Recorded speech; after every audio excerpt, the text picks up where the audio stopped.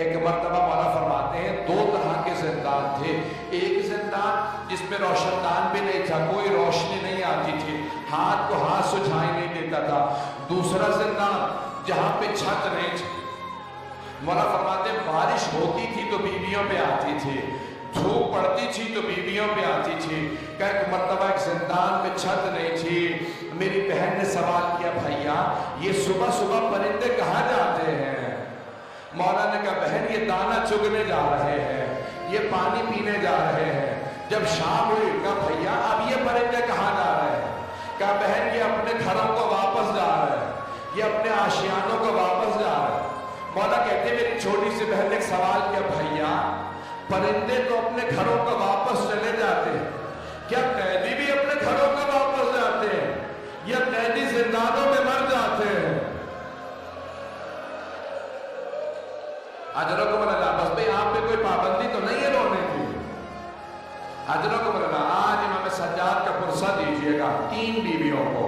پہلی جناب زینب کبریٰ be be آپ کو آپ کے بھتیجے کا پرسہ دینے آئے. دوسری جناب سکینہ, تیسری جناب سیدہ.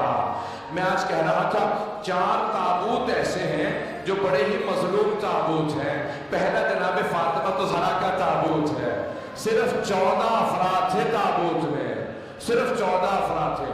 دوسرا جناب سکینہ کا تابوت ہے.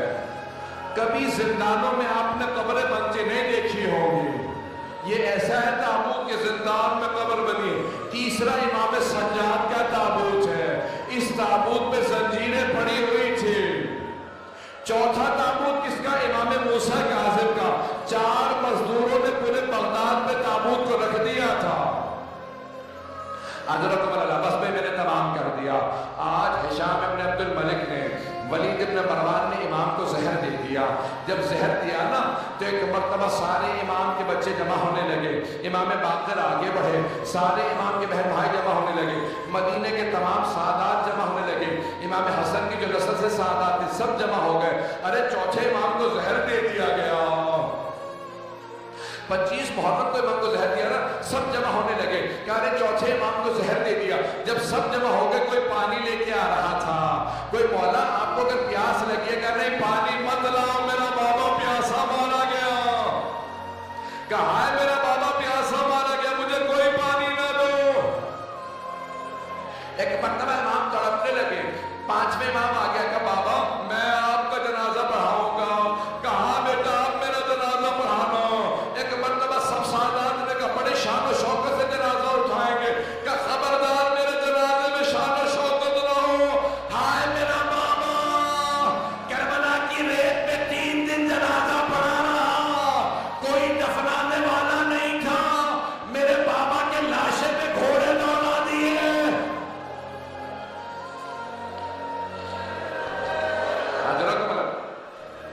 ادرکم اللہ. بس بھئی 2 سے 4 منٹ کی زحمت دوں گا. ابھی تابوت برآمد ہونے والا, زنجیریں بھی لگی ہیں. میں ایک سوال کروں. 12ویں امام کہتے ہیں میرا سلام ہو میرے اس جد پہ جس کے گوشت کو زنجیریں کھا گئی. جب ایک مرتبہ خاندان توق اتارا نا تو پوچھا مولا یہ نشان کیسے ہیں؟ کہا اس توق کے نشان ہے. میں نے سارے مسائل چھوڑ دیے. بس میں 2 سے 4 منٹ کی اگر سب مجھے دیکھ سکیں.